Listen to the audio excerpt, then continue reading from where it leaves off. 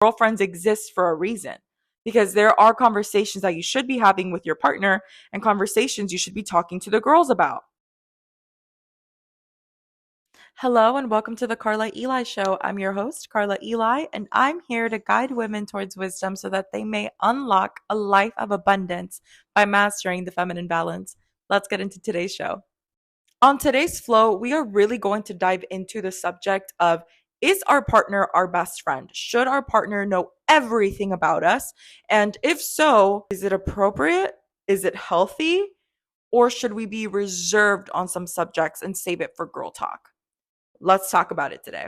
I'm going to be completely honest with all of you. I don't think your partner should be your best friend. A lot of people always say, it's best for you to be friends with your partner before you actually start dating or before you actually start having a relationship. But I think the complete opposite. So in the beginning of my relationship with my husband, that was one thing that I established with him because I always saw this as a problem. Women who thought that their partners were their best friend would get screwed over by their partner because the partner would use things about them against their favor. Does that make sense? Like, for example, this is why I always say, if you're dating, never talk about your past. Always say that your past has been the most magnificent with men. It just never worked out. And here's why. Oh my gosh, it's about to get deep. Most of the time, if you said that a man has either taken advantage of you, has disrespected you, has lowered your standards, whatever the case may be, men sometimes take advantage of that and use it to their own benefit. And they even say, how come you let him do it, but not me? I've heard it before. It's never happened to me. Actually, let me backtrack. Let me think about it. I don't think it has happened to me just because I'm so careful with the things that I share to my husband about my previous relationships. We really don't talk about our previous relationships, period. But I don't see my husband as a best friend because he's not. He's not my best friend. And I don't want him to be my best friend because then my identity would be him. That's not how it works. You have friends for a reason. Girlfriends exist for a reason because there are conversations that you should be having with your partner and conversations you should be talking to the girls about. For example, how much money you make as a woman, your man never needs to know. He never needs to know how much money you make, exactly how much money you make. You always tell him you make less than. Always. Always. Because men, what they battle with, we battle with our self-image and we battle with our emotions, envy and jealousy. But what men struggle with the most is money and the love for money. If pay attention, this is their weaknesses. Our weaknesses are completely different from men's. Men's weakness is money. And the moment that he knows that you are making more, he's going to want to take away some money. Not all men, but most of the time, that's the case. For average women, at least like myself, like the women around me, who we're average, we're not like super wealthy or like super broke. We're like right in the middle. That tends to be a common theme. The moment that a man knows how much money you make, he's calculating it in his head as his. So you never want to have that conversation with him. You never want to talk to him about how much you're growing financially. That conversation you leave to your girlfriends.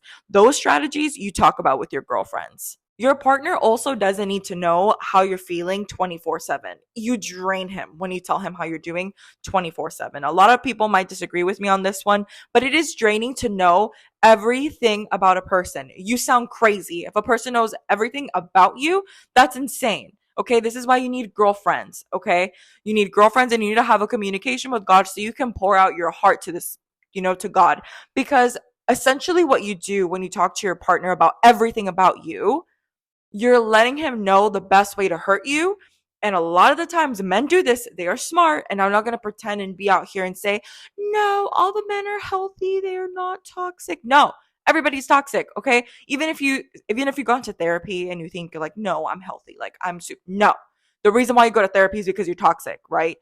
Everybody has their own weakness and their own strength. Everybody, some way, shape, or form is toxic.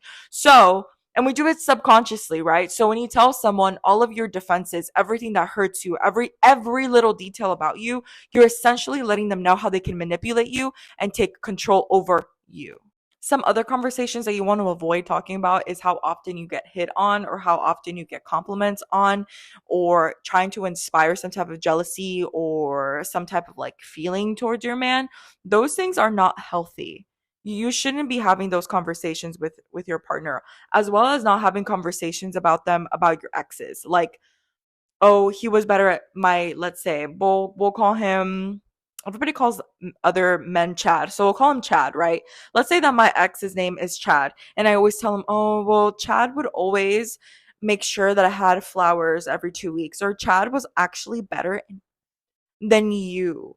Like, I've heard some women say that to their men, and it's the worst thing that you could do, because you are hurting them and also creating this type of resentment towards you and Chad. And all of a sudden they feel less than this other individual, right? Even though it might be true that your ex did do better things than your current husband or boyfriend, they don't need to know. They really don't need to know. You inspire them to do those things that your ex did. You don't tell them straight out like that. You keep that between you and your girlfriends. You can talk smack. Let me rephrase that. I don't want you to talk smack about your husband or your boyfriend towards your girlfriends, because that's weird. But you can express a level of frustration towards them with no filter. You can also talk about, like, your exes and who was better and who's better at what and whatnot. Those conversations you can have with your girlfriends, because they get it. Okay. There's no perfect man, there's no perfect whatever. But the way that your partner needs to view himself as in the relationship, it's as if there's no one better than just him, because that increases his confidence, that increases his security, and you inspire him to be the best version of himself. And you, in a way, mold him to be the man of your dreams. And if you're thinking in your head, oh my gosh, this is so toxic. No, it's not. This advice literally comes from women who have been married for 20 to 30 years. You do not want to treat your husband, your spouse, as your best friend or your partner. They're not your best friend. You have friends for a reason. It is healthy to have friends, but they are not your best friend. It's going to bite you in the butt. Believe me when I say this, because they remember every single little thing about you. And when you're in an argument with them, they use that to their advantage. We're just wired in that way. Okay. And they end up hurting you even more. Why give the person that can hurt you the most the tools to hurt you? You don't want to do that. You want to be wise in the conversations that you have with your partner.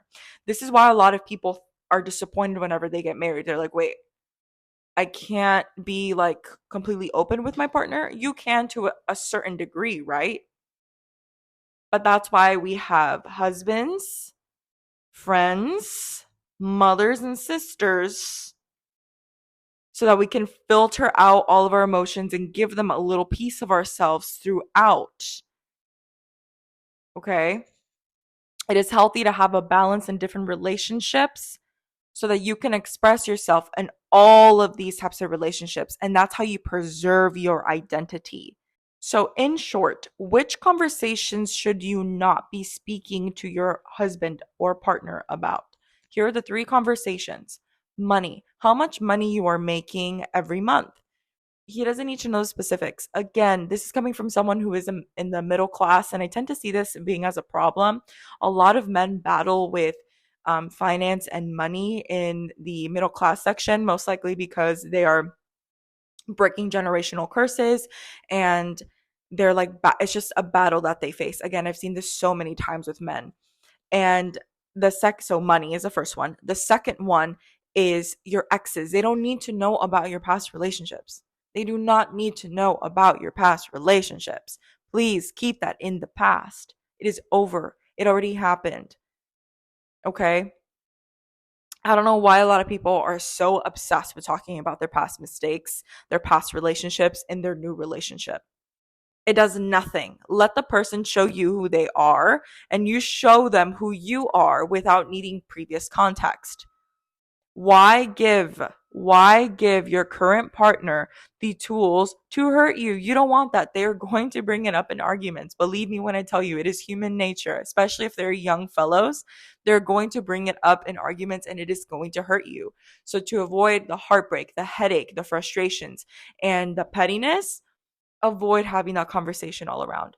Thirdly, the third conversation you should not be having with your partner is talking about family feuds. Telling them how upset you are at your parents for hurting you or for doing things to you when you were a child.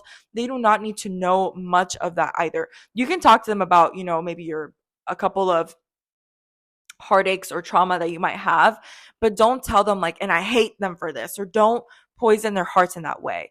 Again, they're not your best friends, because what's going to happen if you decide to rekindle or reconnect your relationship with your mom or your dad or your grandma or whoever this person is in your family that hurt you, and you decide to take a step further and say, you know what, I'm going to fix the relationship, and then you fix the relationship and you leave your husband with these past feelings and past hurt of your family, and it just causes tension. So to avoid that tension, don't talk about it. Don't tell him. These conversations you're allowed to have with your friends, with your girlfriends. Okay? Because if you've decided to get married and you need to see them as an investment. See them for the long term, not for the short term. So preserve their heart. Preserve their heart. See, men don't have the wisdom or discernment the way that us as women do to separate professional relationships, acquaintances, friendships. They just don't, they don't get it. Okay. And it's a blessing that we do, but also a responsibility and the burden of deciding which conversations we're going to have with them. Again, give them the respect that they deserve. They're your husband, right? Your spouse. Give them that title. Don't treat him as a friend. Treat him as your husband, as your spouse. Or if you're not married yet, but you have a boyfriend, girlfriend relationship, whatever it is, give him that respect. Like, it's not the same. Make it special, because it is special.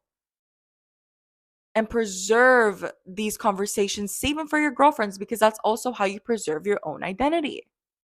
On Wednesday Wisdom, I'm going to be talking about the importance that we have in our men and it within our family about communication. We are the whisper into a man's ear, okay? We are the one communicating to them where to turn next, where the next project is at. So we need to take care of our own hearts and what voice comes into our ear so that we can guide our family to wealth, protection, security, and true abundance. And I'll be diving deeper into that subject on Wednesday Wisdom. But for now, I'll go ahead and leave this video here. Ladies, again, please, please do not make the mistake. Your partner is not your best friend. Please. Your partner is not your best friend. Again, this is coming from someone that has seen this rule play out throughout her, not just her lifetime, but other women's lifetime. This is something that a lot of women always prep me for right before I got married. They're like, your partner is not your best friend. Like, they're not your homegirl. They're just not. And it's healthy. It is healthy for you to respect your partner and give your partner the title of husband, spouse. Okay. And I'll end with that. Thank you so much for all of your support. Again, I am going to be taking up some mentees. I am going to be offering some one-on-one mentorship, and there's a lot of exciting things coming about here on the Karla Eli Show. If you have any questions in regards to purchasing merch, my Sanders Protect Me, everything you need is going to be linked down below. And again, ladies, be wise. You are so powerful. You have such a big responsibility. We were just granted it, and men listen to you. Men truly listen to us. So we have to be very, very careful on what we speak about. Without further ado, thank you so much for your support. I wouldn't be here without any of you. I'll see you next week. Bye-bye.